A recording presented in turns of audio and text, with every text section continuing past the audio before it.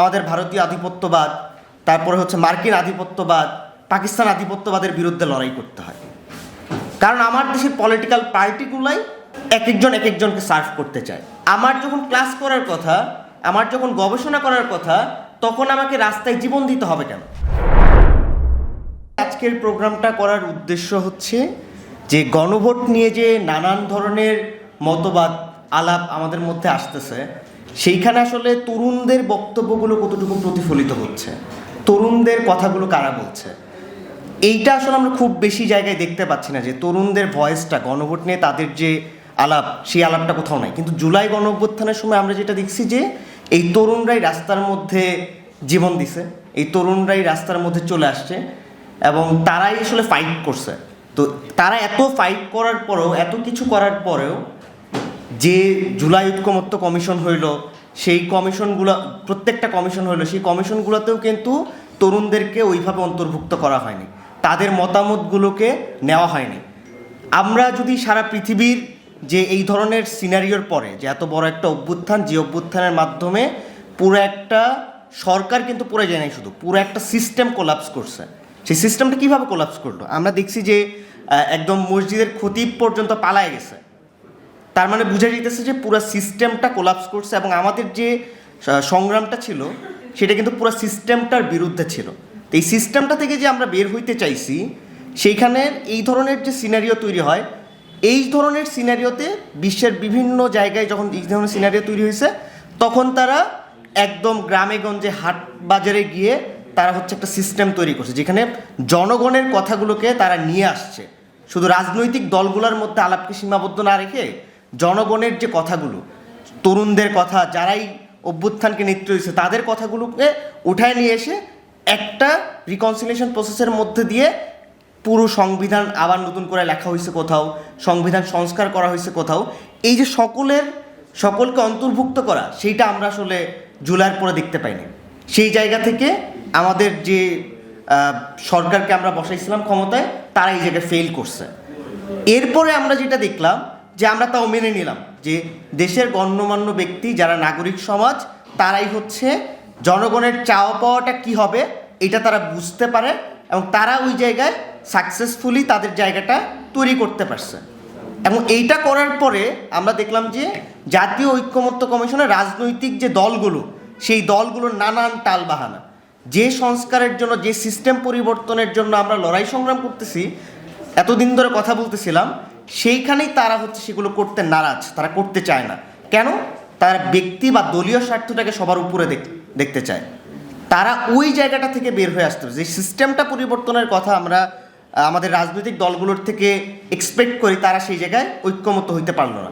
তারা যখন ওই জায়গায় ঐক্যমত্য হইতে পারলো না, তখনই কিন্তু আসলে গণভোটের প্রয়োজনীয়তাটা তৈরি হইল। এখন গণভোটের এই যে প্রয়োজনীয়তা তৈরি হইলো, যে তাদের ঐক্যমত্য হইতে পারলো না, এবং আমরা দেখতে পাচ্ছি সকল রাজনৈতিক দল কিন্তু হ্যাঁ ভোটের পক্ষে প্রচারণা চালাচ্ছে না। কিছুদিন আগে আমরা দেখছি যে একটা নির্দিষ্ট রাজনৈতিক দলের ছাত্র সংগঠন তারা না ভোটের পক্ষে প্রচারণা চালাইছে ডিরেক্টলি।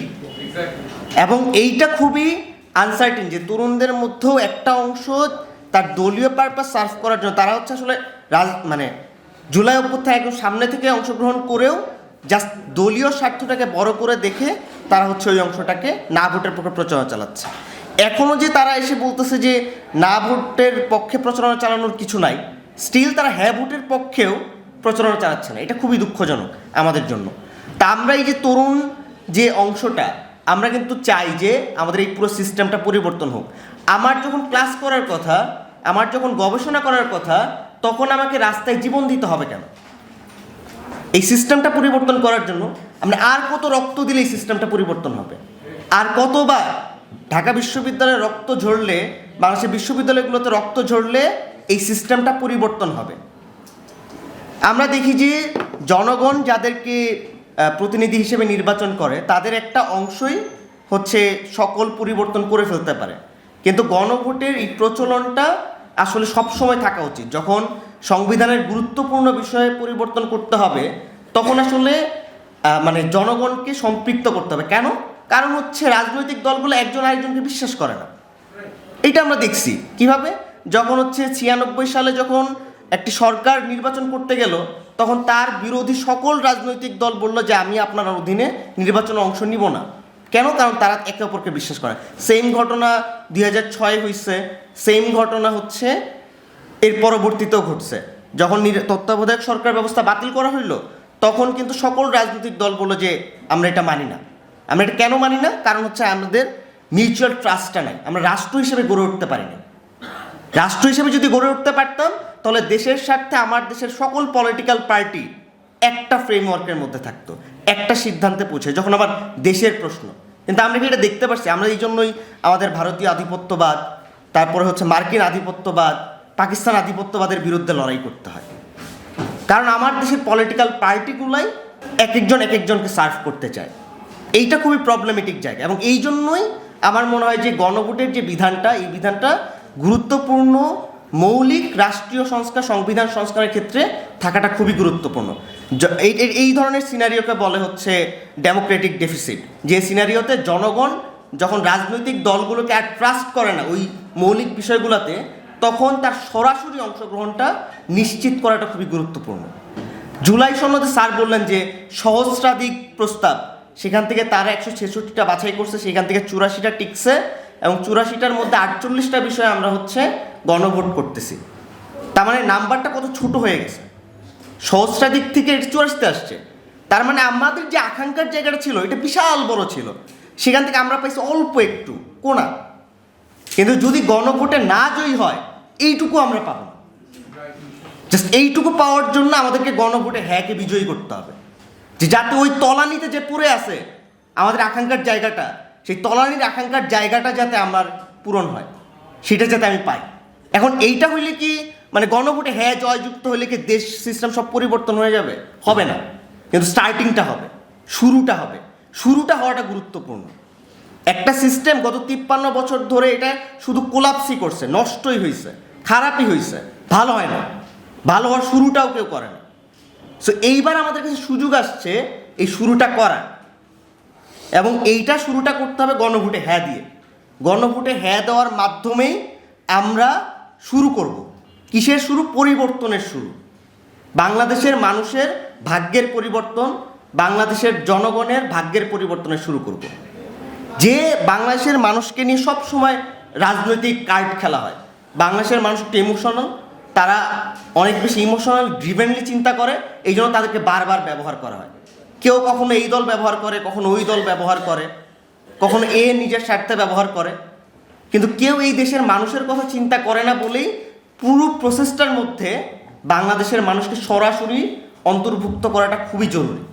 এবং এই জন্য যখনই গুরুত্বপূর্ণ বিষয় সিদ্ধান্ত নিতে হবে, আমরা পলিটিক্যাল পার্টিগুলোকে ট্রাস্ট করতে চাই না যতক্ষণ পর্যন্ত তারা নিজেরা একে অপরকে ট্রাস্ট করতে শুরু করে।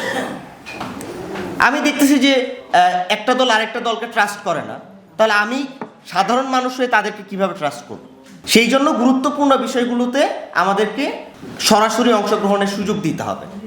একই সাথে বাংলাদেশের আমরা যারা তরুণরা আছি, আমরা অলরেডি গণভোটে হ্যাঁকে বিজয়ী করার জন্য কাজ করছি, এবং হ্যাঁকে বিজয়ী করার মাধ্যমেই আমাদের যে জুলাইয়ের আকাঙ্ক্ষা আছে সেই আকাঙ্ক্ষাকে আমরা বাস্তবায়ন করব, এবং আমরা পরিবর্তনের সূচনাটার শুরুটা করবো। এই ঐতিহাসিক মুহূর্তে আমরা একটা অংশ, একটা সাক্ষী হব।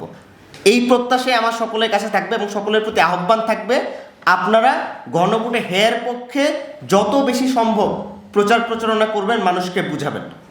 ধন্যবাদ সবাইকে, স্যারদেরকে অনেক ধন্যবাদ এই প্রোগ্রামটিতে আসার জন্য। আসসালামু আলাইকুম।